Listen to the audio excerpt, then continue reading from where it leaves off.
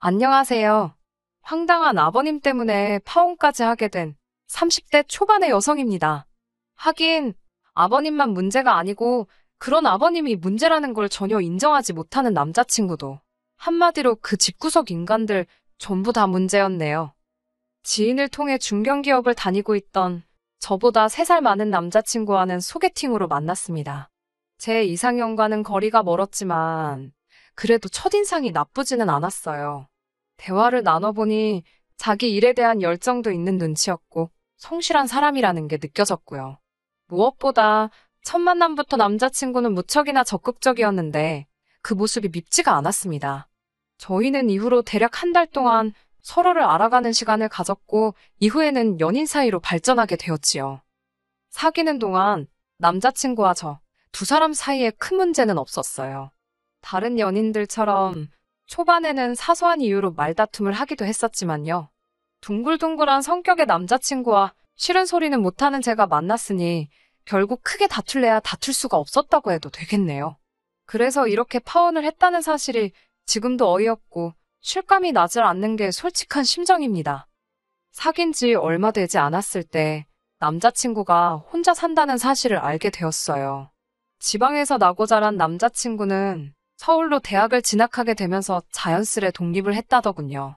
처음에 서울에 올라와서는 정말 크게 놀랐답니다.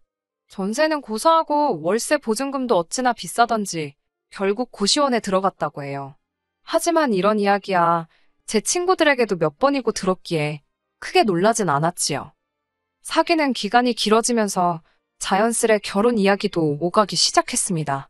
그리고 그 무렵 저희 어머니의 생신이 다가오고 있었는데 문득 이제 슬슬 남자친구 부모님의 생신도 챙겨야 하는 건가 싶더라고요.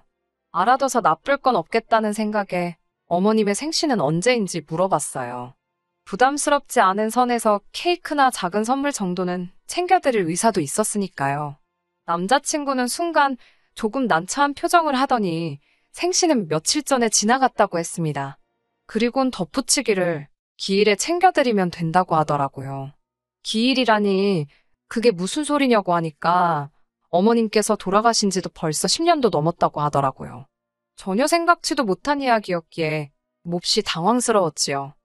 남자친구가 당황한 제 표정을 알아챘는지 그렇게 놀랄 것 없다면서 자기가 서울에 올라오고 얼마 지나지 않았을 무렵 돌아가셨다고 하더라고요. 알고 보니 어머님께선 당신이 아픈 걸 오랫동안 비밀로 하셨더랍니다. 아무래도 돈 문제가 제일 큰 이유였던 것 같다면서요.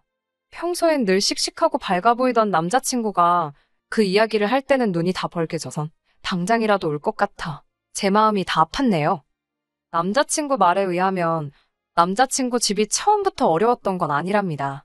유복하신 조부모님께서 일찍이 아버님께 많은 재산을 물려주셨기에 남자친구가 어렸을 때만 하더라도 갖고 싶은 거 못 가져본 게 없고 먹고 싶은 거 못 먹어본 적이 없다고요.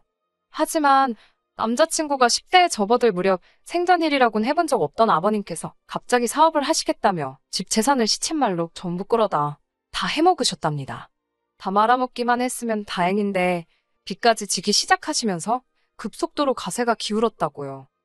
이후로는 어머님께서 남의 집 가사도우미를 하시고 밤에는 식당에서 설거지를 하시는 등 평생 안 해보신 고생을 하기 시작하셨답니다. 하지만 옛말에 버는 놈 따로 있고 쓰는 놈 따로 있다잖아요. 남자친구 집이 딱 그랬던 모양이에요. 어머님께선 그렇게 생고생만 하시다 돌아가셨다며. 솔직히 여기까지 들었을 땐 남자친구가 아버님을 어지간히 미워하지 않을까 싶었습니다. 어머님께서 어쩌다가 골병이 들어서 돌아가시게 된 건지 제3자인 제가 들어도 전후 사정이 뻔했으니까요. 하지만 옆에서 지켜본 결과 남자친구는 아버님과 꽤나 돈독한 관계를 유지하고 있었어요. 아버님뿐만 아니라 언니와도 그렇고요. 하긴 가족이라는 게 모르지요. 저는 모르는 또 다른 사정이 있었는지도요. 아무튼 남자친구와 저는 총 2년의 연애 끝에 결혼을 약속하게 되었습니다. 결혼 이야기가 나왔으니 정식으로 아버님과 남자친구의 누나에게 인사를 드리러 갔지요. 남자친구에게는 4살 많은 누나도 있었는데 미혼이었고 아버님과 단둘이 살고 있었습니다. 시댁에 도착하니 아버님께서는 잘 왔다고 반갑게 맞아주셨습니다. 그리고는 안방에 들어가서 어머님께도 인사를 드리라 하시더군요. 순간 멈칫했지만 그래도 아버님께서 그렇게 말씀하시니 일단 내라고 대답하고 남자친구를 따라 안방으로 향했습니다. 안방은 기이하기 짝이 없었어요. 방 한쪽은 마치 재단처럼 만들어져 있었고 그 위엔 어머님의 영정사진과 위패가 놓여 있었거든요. 예전에 TV에서도 그렇게 해놓은 집을 본 적이 있긴 한데 막상 직접 보니 오싹한 기분이 들었습니다. 그래도 최대한 티내지 않고 남자친구를 따라 어설프게나마 인사를 드렸네요. 여기까지는 솔직히 흔하지 않는 경험이라 낯설어서 그렇지 이상하다거나 불편하다는 생각은 하지 않았습니다. 오히려 제가 제대로 행동하고 있는 건지 어딘가 예의에 어긋나는 점은 없는지 제 자신을 살피느라 바빴지요. 아무튼 어머님께도 인사를 드리고 거실로 나오니 언니가 식사는 나가서 하잡니다. 냉장고가 텅텅 비었다며 찍어 먹을 게 없다나 어쩐다나요? 안 해도 될 소리를 하는 거 보니 성격이 푼수 같구나. 그런 생각을 잠시 했지만 당연히 입 밖으로 내진 않았어요. 그리고 솔직히 어머님이 안 계신 시댁이었으니 별다른 기대 같은 것도 없었고요. 저희는 집에서 조금 떨어진 곳에 위치한 고깃집에 도착했습니다. 직원이 4인용 테이블로 저희를 안내했는데 아버님께선 5명이라며 다른 자리를 요구하셨지요. 저는 이때만 해도 아버님이 자리를 넓게 쓰고 싶으신가? 그런 생각만 했어요. 그렇게 저희는 6인용 테이블에 앉게 되었습니다. 직원이 메뉴판을 가져다 주니 아버님께선 볼 필요도 없다며 한우 생갈비로 5인분을 가져다 달라고 하시더군요. 냉면도 5개를 달라고 하셨고요. 결국 제가 남자친구에게 조용한 목소리로 혹시 아직 더울 사람이 있냐고 물으니 남자친구가 어색하게 웃으며 1인분은 어머님 거랍니다. 솔직히 그 소리를 듣는데 이번에는 소름이 쫙 끼치더라고요. 아버님께서도 제가 남자친구에게 묻는 걸 들으셨는지 처음 며느리감하고 식사를 하게 되었는데 어머님만 빼놓을 수 있냐고 그러시는 거예요. 너무 당황스러웠고 어떻게 반응하는 게 적절할지 상황 파악이 잘 되지 않았습니다. 그러자 이번엔 언니가 그냥 살아계신 어머님이랑 같이 있다 생각하면 어려울 것 없다고 하더라고요. 이후로도 가족들의 기이한 행동은 계속되었습니다. 빈자리 앞에 놓여 있는 접시에 구워진 갈비를 올려놓질 않나, 냉면을 비벼놓질 않나, 콜라도 한 잔 따라 놓더라니까요. 이게 무슨 제사상도 아니고 등골이 오싹해서 밥이 입으로 들어가는 건지 코로 들어가는 건지. 그런데 이런 아버님의 기행과는 또 별개로 언니가 정말 꼴사납게 행동을 하더군요. 식사를 마친 뒤 언뜻 계산서를 보니 거의 50만 원 돈이 나와 있었습니다. 아버님께서 좋은 날이라며 약주도 몇 잔 하셨지. 심지어 어머님 자리에 산더미처럼 쌓아놓은 고기는 아무도 손도 못 대게 하셔가지고 생으로 버려야 했고요. 아무튼 그렇게 흥청망청 음식을 시켰으니 50만 원이 나온 게 놀랍지도 않았네요. 그리고 솔직히 제가 계산할 생각도 없었기에 크게 신경 쓰지도 않았고요. 별 생각 없이 식당을 나가려는데 언니가 저더러 계산 안 하냐입니다. 제가 너무 황당해서 왜 제가 돈을 내냐고 물으니 제가 인사하러 왔으니까 저 때문에 외식한 거라며. 그러니까 제가 해야 한다는 거예요. 이 언니가 지금 나랑 기싸움 하자는 건가?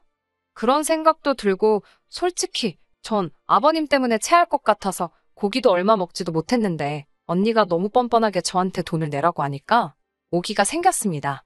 저는 언니한테 전 아버님이 사주시는 줄 알고 따라 나왔다고 원래 이렇게 처음 며느리감이 인사 오면 시부모님 되실 분들이 한상 거하게 차려주시지 않냐고 받아쳤네요. 그리고는 언니 옆에 있던 아버님께 배부르게 잘 먹었다고 허리 숙여 인사를 드렸습니다. 그러자 아버님도 어색하게 웃으시며 언니더러 계산하라 하시더군요. 전 뒤도 안 돌아서고 고깃집을 빠져나왔습니다. 들릴 듯 말 듯하게 욕하는 소리가 들렸지만 무시해버렸어요. 제가 빈손으로 인사를 간 것도 아니었는데 무슨 고기까지 사라는 건지. 결국 원래대로라면 커피라도 한 잔 대접하려고 했지만 이미 언니나 저나 기분이 상할 대로 상한 상황이었기에 식사를 마치곤 바로 서울로 올라왔습니다. 하지만 이 정도의 신경전 때문에 제가 파혼을 결심한 건 아닙니다. 아버님과 남자친구 가족들의 억지는 때와 장소가 없더라고요. 지난달 상견례가 있었습니다. 그땐 저희 부모님도 이미 남자친구의 어머님께서 돌아가셨다는 사실을 알고 계셨고요. 상견례는 중식당에서 하게 되었는데 아버님의 제안으로 이루어진 일이었습니다. 설마 어머님이 좋아하셔서 고르신 장소는 아니겠지라며 농담처럼 남자친구에게 떠봤는데 순진한 남자친구가 맞다고 순순히 대답을 하더라고요. 어이도 없고 황당했지만 그게 전부가 아니었네요. 상견례 당일 약속 시간은 6시였는데 어쩌다 보니 아버님과 언니가 제일 먼저 도착을 했고 뒤를 이어 저와 남자친구가 도착을 하게 되었습니다. 약속 시간까지는 20분이나 남아 있었지만 혹시나 싶어 룸에서 나와 부모님께 전화를 드렸습니다. 저희 부모님께선 걱정 말라며 이제 곧 도착한다고 하셨고요. 전화를 마치고 룸 안으로 들어가려는데 의자를 든 직원이 저희 룸으로 들어가는 게 보였습니다. 무슨 일인가 싶어 뒤따라 들어가다가 어처구니가 없는 상황을 보곤 하마터면 쓰러질 뻔했어요. 아버님께선 당신이 메고 오신 가방에서 정말 시골에서 할머니들이 톡 포장할 때나 쓰실 법한 연분홍 보자기로 포장된 보따리를 주섬주섬 꺼내시고 계셨거든요. 그리고 그 보따리 안에는 어머님의 영정사진이 담긴 액자가 들어있었지요. 아버님께선 비어있는 당신 옆자리에 그 액자를 떡하니 올려놓으셨습니다. 직원이 의자를 가져온 이유도 제가 남자친구 쪽 3명, 저희 쪽 3명 이렇게 6명을 예약했는데 아버님이 어머님 자리가 없지 않냐며 한 자리를 더 달라고 하신 거였고요. 제가 남자친구를 불러내 이건 아닌 것 같다고 이야기를 했습니다. 하지만 남자친구도 아버님과 같은 입장이더군요. 자기 인생에 한 번뿐일 상견례이고 원래 상견례는 부모끼리 만나는 자리지 아니냐입니다. 자기는 이렇게라도 어머님께서 자기의 새로운 인생이 시작되는 걸 함께 해주셨으면 좋겠다며 저더러 이해를 해달라고요. 남자친구가 어찌나 단호하게 말하던지 오히려 제가 나쁜 사람, 이상한 사람처럼 느껴질 지경이었지요. 그때 저쪽에서 저희 부모님이 식당으로 들어오시는 모습이 보였고 저는 남자친구에게 룸으로 들어가라 했습니다. 두 분이 당황하지 않으시도록 일단 제가 먼저 상황 설명이라도 드려야겠다 싶었거든요. 제 이야기를 들으신 부모님께서는 무슨 말 같지도 않은 소리냐며 불편한 기색을 보이셨습니다. 저는 그래도 좋은 일로 모인 자리인 만큼 얼굴 붉히는 일은 없었으면 좋겠다고 조금만 이해해달라고 부모님께 부탁을 드려야만 했어요. 상견례는 솔직히 개판이 따로 없었습니다.